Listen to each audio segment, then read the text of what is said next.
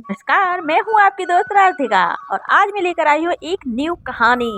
तो तैयार हैं मेरे साथ इस सफर में चलने के लिए? तो चलिए चलते हैं। क्या कभी आपने सोचा है कि एक क्षण की जिद, एक गलत निर्णय और अंधे प्रेम का परिणाम जीवन को किस गहराई तक तोड़ सकता है? और क्या सचमुच ईश्वर कभी किसी को पूरी तरह अकेला छोड़ देता है? इसी प्रश्न का उत्तर छुपा है उस दिन में जब जंगल के बीच एक विशाल पीपल के पेड़ के नीचे बैठी एक युवती रो रही थी। उसका नाम सरिता था। उसके चेहरे की सुंदरता अब दर्द से धुंधली पड़ चुकी थी और उसकी आंखों में भविष्य का भय साफ दिखाई देता था। उसका गर्भ भारी था पर मन उससे भी अधिक भारी। उसे लग रहा था कि संसार में उसका कोई नहीं बचा। उसी क्षण सूखे पत्तों पर रेंगने की सरसराहट हुई। पहले उसे लगा कोई जंगली जानवर होगा, पर जब उसने कांपते हुए पीछे देखा तो एक लंबा चमकदार काला नाग उसकी ओर बढ़ रहा था। उसका फन उठा हुआ था और आंखें तेजस्वी थीं। सरिता का शरीर सिहर उठा। वह उठकर भागने ही वाली थी कि अचानक एक गहरी पर शांत आवाज गूंजी, डरो मत, मैं तुम्हें डसने नहीं आया। सरिता के पांव जैसे जमीन में जड़ गए। उसने कांपते स्वर में पूछा,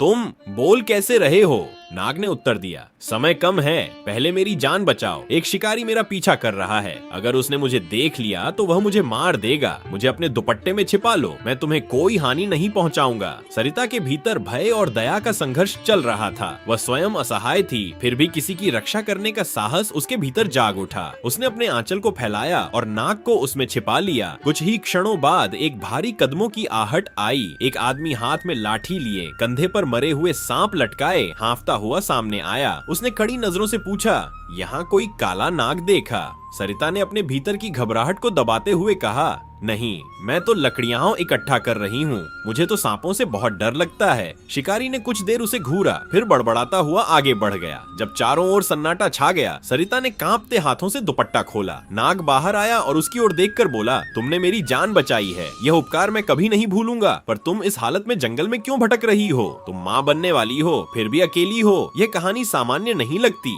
सरिता की आंखों से आंसू बह निकले। उसने गहरी सांस ली और कहा, मेरा नाम सरिता है और मेरी दुर्दशा का कारण मेरी अपनी जिद है। सरिता एक संपन्न किसान की इकलौती बेटी थी। उसके पिता मेहनती और सम्मानित व्यक्ति थे। घर में किसी चीज की कमी नहीं थी। बचपन से उसे स्नेह और सुरक्षा मिली थी। एक दिन वह खेत में पिता को भोजन देने जा रही थी, तभी उसने पहली बार राजकुमार को देखा। वह अपने सैनिकों के साथ गांव का भ्रमण कर रहा था।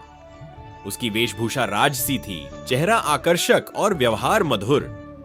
उनकी नजरें मिलीं और उस क्षण सरिता के मन में एक अनजानी हलचल हुई। अगले ही दिन बाजार में वह राजकुमार फिर उसके सामने आ खड़ा हुआ। उसने मुस्कुराकर कहा, कल मैंने तुम्हें देखा था, तुम मुझे बहुत अच्छी लगी, मैं तुमसे विवाह करना चाहता हूं। उसकी वाणी में आत्मविश्वास था और आंखों में ऐसा भाव मानो सच बोल रहा हो। सरिता का अनुभव सीमित था।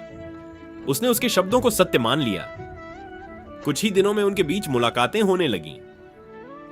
राजकुमार ने उसे सपनों का संसार दिखाया। उसने कहा कि वह अपने पिता से बात करेगा और विवाह का प्रस्ताव लेकर स्वयं आएगा। सरिता ने यह बात घर में छुपाई। जब राजा सचमुच अपने सैनिकों और वैभव के साथ उसके घर पहुंचे और विवाह का प्रस्ताव रखा तो घर में हलचल मच गई।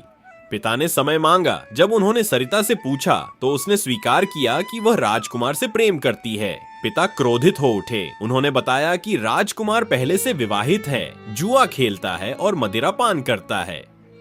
वह तुम्हारे लिए योग्य नहीं, पिता ने दृढ़ स्वर में कहा। पर सरिता ने उनकी बात को झूठ मान लिया। उसने प्रेम को सत्य और चेतावनी को भ्रम समझा। मां ने समझाया, पिता ने रोका, पर सरिता ने जिद पकड़ ली। वह चोरी छिपे राजकुमार से मिलती रही। एक दिन उसने कहा, अगर तुम मुझसे सच में प्रेम करती हो तो आज ही मेरे साथ चलो, मंदिर में विवाह कर लेते हैं। सरिता ने माता पिता की मर्यादा और घर का सम्मान पीछे छोड़ दिया। मंदिर में गुप्त रूप से विवाह हुआ, पर महल ले जाने के बजाय राजकुमार उसे एक छोटे जर्जर घर में ले गया। उसने कहा कि पिता नाराज हैं, समय आने पर सब स्वीकार कर लेंगे।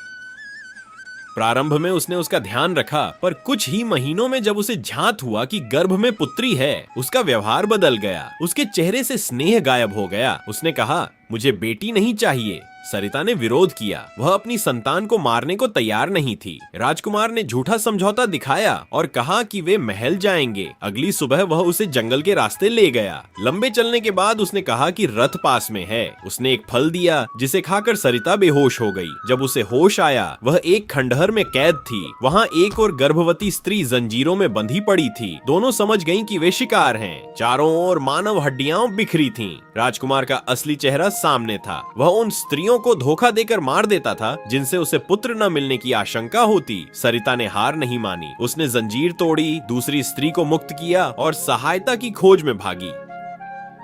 नदी किनारे मछुआरों से मदद मांगी। गांव वालों ने आकर खंडहर को घेर लिया, पर राजकुमार भाग निकला। दूसरी स्त्री को सुरक्षित भेजकर सरिता ने अपने घर लौटने से इनकार कर दिया। उसे लगा कि उसने माता पिता का विश्वास तोड़ा है। वह लौटने योग्य नहीं रही। कुछ दिनों बाद उसने जंगल में जुड़वा बेटियों को जन्म दिया। प्रसव पीड़ा के बीच कोई मनुष्य नहीं था। ईश्वर ने तुम्हें काला नाग स्थान पर दो जीवन दिए हैं। समय बीतता गया। बेटियां बड़ी होती रहीं। एक नाग सदैव उनके आसपास रहता, जैसे अदृश्य प्रहरी। एक दिन नाग ने बताया कि उसने राजकुमार को दस लिया है। सरिता चौंक उठी। वह औषधियां लेकर भागी और उसके प्राण बचाए। मैं किसी बच्चे से उसका पिता नहीं छीन सकती, उसने कहा। राजकुमार को होश आया, पर सरिता स्वयं अदृश्य हो गई। वह नहीं चाहती थी कि उसका अतीत फिर लौटे। वर्षों बाद राजकुमार अपने ही पुत्र द्वारा अपमानित होकर जंगल पहुंचा। वह बूढ़ा और पराजित था। उसने सरिता से क्षमा मांगी। उसने कहा, तुम्हारे कर्मों ने तुम्हें सजा दी है। मैं तुम्हें क्षमा करती हूं, पर स्वीकार नहीं। वह चला गया। नाग ने अंत समय में मंदिर के नीचे खजाने का रहस्य बताया।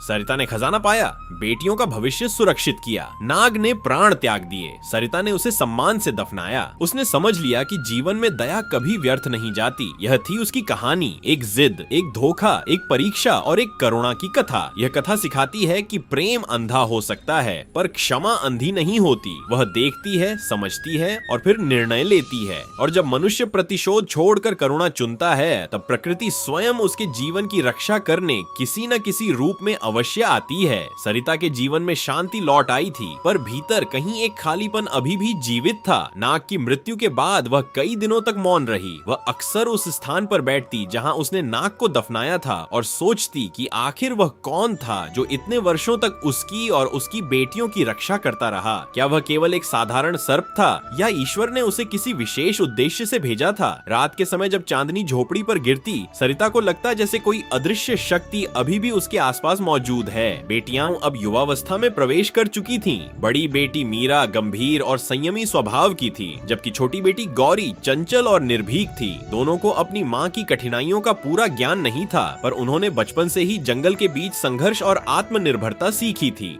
एक दिन मीरा ने अपनी मां से पूछा, मां, क्या हमारा कोई और भी घर था कभी? क्या हम हमेशा से यही रहते थे? सरिता कुछ क्षण चुप रही। उसने सोचा कि अब समय आ गया है सत्य बताने का। उसने उन्हें अपने अतीत की पूरी कथा सुनाई।